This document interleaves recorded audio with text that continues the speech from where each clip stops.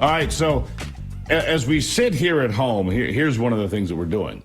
Obviously, we're sending a tremendous amount of money to Ukraine, billions of dollars, taxpayer dollars, that I think is foolish considering it should be Europe's bill to pay, but of course they don't and we do. And now Israel already gets tremendous amounts of money from the United States, and they will get more as soon as there's a new Speaker of the House, which could happen here today, tomorrow, or the next day. It'll happen this week. It's almost for sure. It has to happen.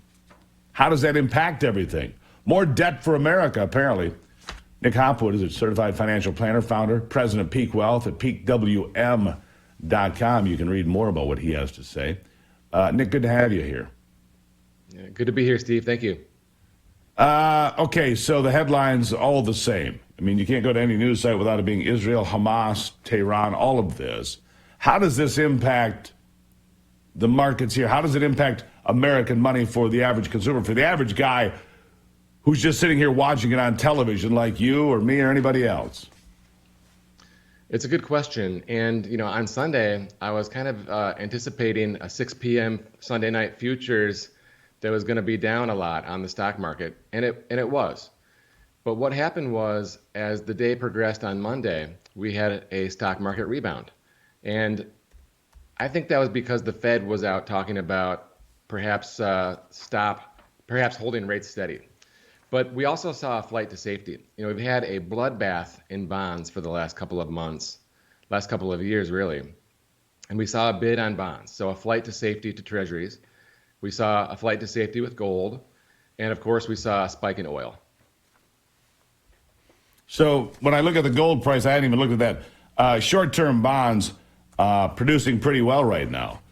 Gold went up about, $50 maybe, $40 to $50 an ounce. So not a huge spike, but a spike nonetheless. Oil prices I haven't looked at. This is going to impact us at home because if oil prices go up, gas prices go up. And here's the other part of the problem. We don't have any oil in the strategic reserve. Joe Biden drained it down to about a 17-day supply, according to all the stories I've been reading. We have a war in the Middle East and a 17-day supply of the oil reserve here in the United States. That's dangerous to the economy as well and to the country, isn't it? I agree. And, like you say, the price of oil, the price of gas, it just feeds the inflation, which we've been struggling with for a couple of years. And I think we're in a commodity super cycle. So when it comes to portfolios, if you're invested in commodities, you don't mind necessarily oil and gold going up as much as you hate paying extra dollars at the pump. But I think that we're in the midst of a commodities super cycle. And so when you're looking at the portfolio, you traditionally have stocks and bonds. And I think commodities, should have a home in your portfolio today going forward. Well, there you go. All right. So let's talk about where we are debt-wise. I mentioned it at the top there. All this money going to Ukraine, all of this money going to Israel, all this money to whatever the next war is. Because right now I would see the Chinese looking at the opportunity of taking Taiwan because the United States has its hands tied in 2 wars already. So the Wall Street Journal reporting, after issuing $1.76 trillion of new debt already this year, they want more money, Nick. And for the folks on TV, we got a graphic for this so you can see it visually. But tell me, what's going on? Yeah, it's very disappointing. We all know about the deficits and the debt, but 2023 here is going to be a record issuance for new debt. 1.76 trillion already issued by the Treasury, and the Treasury has already said we can expect another 1 trillion for the fourth quarter. The only time we had more debt issued was in 2020 for the COVID pandemic response. And, you look back at the last, 25 years, we went from a balanced budget to these huge deficits. It's our response to 9/11 and our response to COVID. And we find ourselves with, 25 trillion extra debt, just like that. Yeah, 25 trillion extra debt, just like that. Another $1 trillion.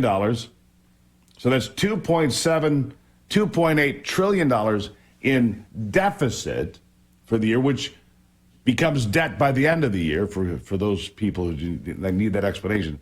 The deficit becomes debt because that's how much we are short in our budget to cover the expenses we already have. Now, look, we're seeing pretty good GDP growth. We're seeing pretty strong wage increases. The job report wasn't bad. So there's strength in the economy in some places. But look, if these rates stay high, servicing our debt becomes very difficult as these interest rates remain so high. I mean, how do you navigate this? What is the big picture here? What does the Fed do? Do they raise rates again this year, as we've discussed? What happens? We're in uncharted waters, Steve. And, as you mentioned, the deficits, the debt, and how is the Treasury going to be able to service that debt? But what about how is the market able to absorb that debt? Like in 3 years, we're talking about like $6 or $7 trillion of new treasuries on the market. Not only do we have to have buyers for those treasuries, and Japanese and Chinese buyers have stepped away, we have to absorb that.